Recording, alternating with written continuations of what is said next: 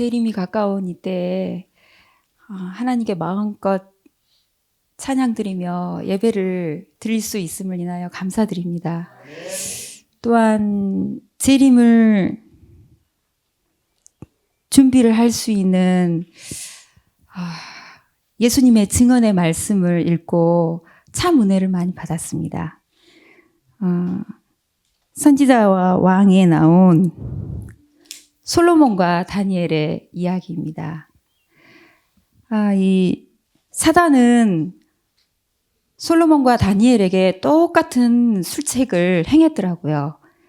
여기 말씀해 보시면 솔로몬의 통치 초기 곧 왕의 지혜와 자성과 정직으로 영광스럽던 기간에 그는 음험하게 이렇게 되어 있는데, 또 보시면 서서히 퍼지는 원칙에 대한 솔로몬의 충성심을 무너뜨리고자 그를 하나님께로부터 분리되도록 가마를 끼치고자 노력하였다. 사단은 우리를 갑작스럽게 넘어뜨리려고 하는 것이 아니고 아주 서서히 우리가 알지 못하는 사이에 우리를 넘어뜨리려고 항상 기다리고 있는 것 같아요. 마치 사자나 호랑이가 그 먹이를 잡기 위해서 몇 시간을 기다리고 있곤 하잖아요. 조용한 풀숲에서 가만히 기다린, 정말로 많은 인내심을 가지고 기다리는데, 이 솔로몬에게도 사단은 그러한 술책을 행했더라고요. 솔로몬의 배도가 매우 서서히 진행되었기 때문에 그가 이 사실을 미처 알기 전에 그는 이미 하나님께로부터 멀리 떠나 있었다. 이 말이 저에게 너무도 무서운 말이었습니다. 왜냐하면 안식일을 지킨다고 하고 또한 하나님의 말씀을 존중한다고 하지만 사단이 만약 저에게 아주 서서히 그렇게 관계를 깨할 때 나는 그것을 알아차릴 수 있을까? 라는 자각이 아주 많이 들었습니다. 그런데 똑같은 술책이 다니엘서에도 나와 있었습니다. 왕은 히브리 청년들에게 저희 믿음을 포기하고 우상을 숭배하도록 강요하지 아니하고 이 일이 서서히 이루어지기를 바랐다. 만약 이 필 끓는 청소년들에게 우상을 숭배하라고 처음부터 강요를 했더라면 다니엘과 세 친구들의 반응은 좀 어떠했을까라는 생각이 드는데, 이 느부갓네살 왕은 정말 사단이 행하고 있는 것과 똑같은 술책을 가지고 이 유대 청년들을 교육을 시켰습니다.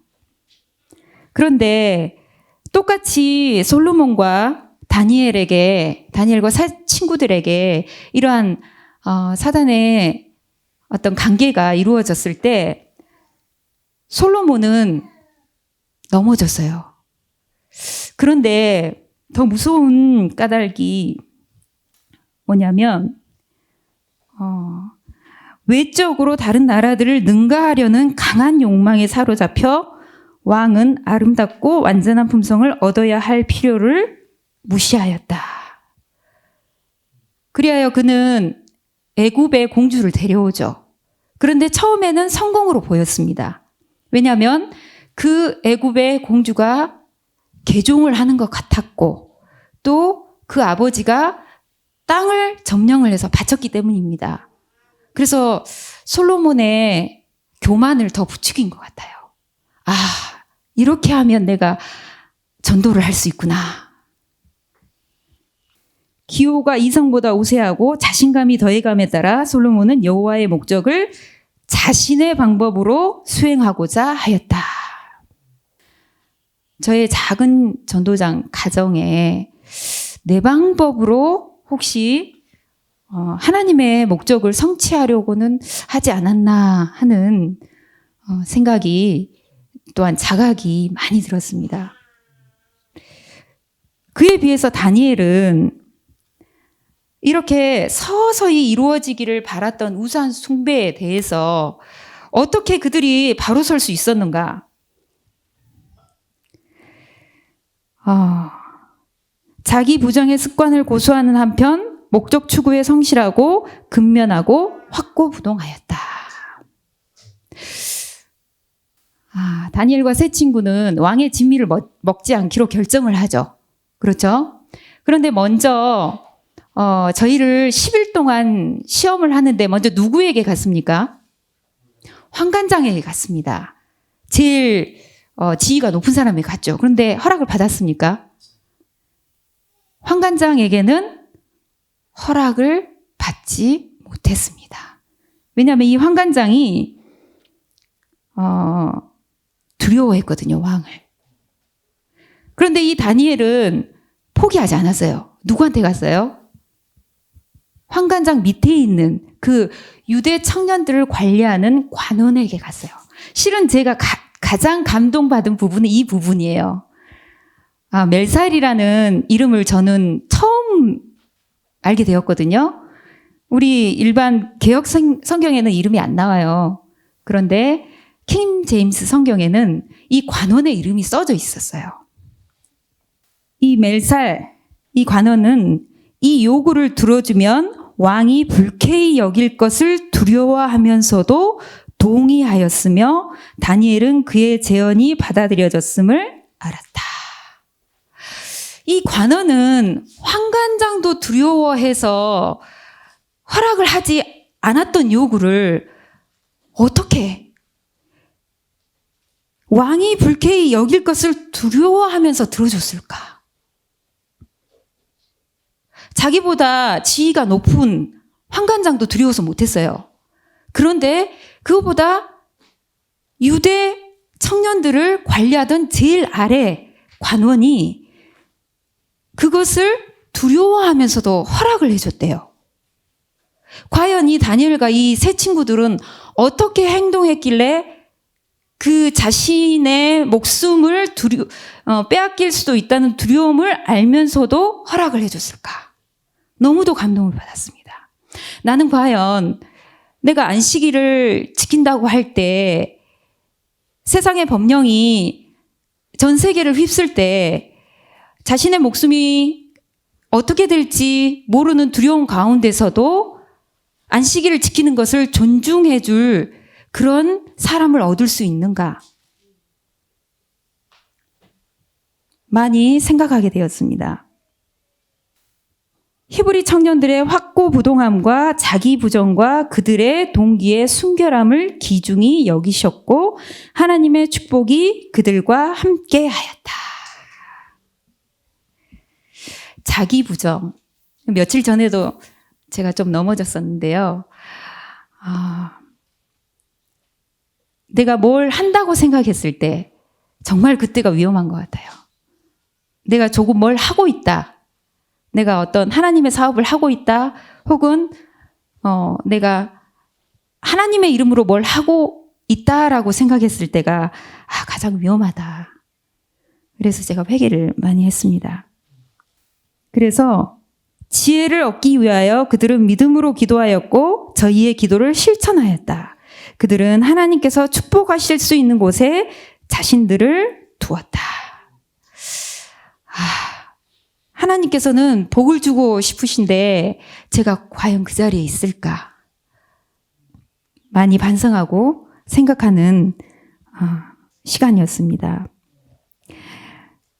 지금 어쩌면 세계는 사단의 강하고 교묘한 감화가 세상을 붙들어 매고 있는 시기인 것 같아요. 세상에 돌아가는 실정을 보면 우리가 살고 있는 지금 이 시대가 너무도 특별한 시대이다. 그런데 사람들은 마치 이 일상이 계속 될 것처럼 아무렇지도 않고 이전의 생활과 같은 생활을 하고 있어요. 그런데 깨어 있어야겠구나. 깨어 있지 않으면 금방 넘어지겠구나. 그래서 그들의 전생의 특징은 작은 일에 충성함이었다. 내 작은 일을 나는 하나님의 영광을 위한 한 가지 목적으로 충실하고 있는가? 다시 한번 보게 되었습니다. 그래서 그리고 또한 또 말씀에서 은혜를 받은 것 한 가지는 하나님께서는 봉사를 위한 모든 가능성을 정확하게 측정하신다. 사용하지 않은 능력들에 대해서도 사용한 능력과 똑같이 책임을 추궁하신다. 우리는 우리가 했어야 할 일로 심판을 받을 것이다. 참 두렵고 떨리는 말씀입니다. 우리가 할 수 있었는데 안 한 일. 하나님을 영화롭게 하기 위하여 우리의 재능을 사용하지 않았기 때문에 하지 못했던 일로 인해 심판을 받을 것이다.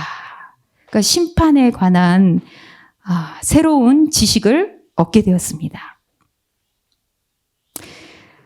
지금 어쩌면 사단은 사람들의 몸을 약하게 하는데 주력하고 있는 것 같아요. 원수는 체력을 약하게 하고 퇴화시키는데 그의 유혹을 주력한다. 이 점에서 그가 성공했다는 의미는 때때로 전 존재가 악에 굴복당했다는 뜻이다. 그래서 하나님께서 우리에게 은혜로 주신 신체에 대한 지식, 영에 대한 지식 하나도 놓치지 말아야 되겠다 라는 결심을 하게 되었습니다. 굳은 결심과 방심치 않는 경계를 통하여 그들은 영혼을 엄습하는 모든 유혹을 저항할 수 있다. 그러나 의로운 일이기 때문에 의를 행하려고 결심하는 자만이 승리를 얻을 것이다. 그들이 충실하고 끈기 있게 하나님의 인도하심에 순종하였으므로 하나님께서는 그들을 통하여 당신의 목적을 성취시킬 수 있으셨다. 저를 통하여 하나님께서 하나님의 목적을 성취시킬 수 있을 것인가? 매일 돌아보고 순간 경계하는 그러한 나날이 되기를 소원합니다.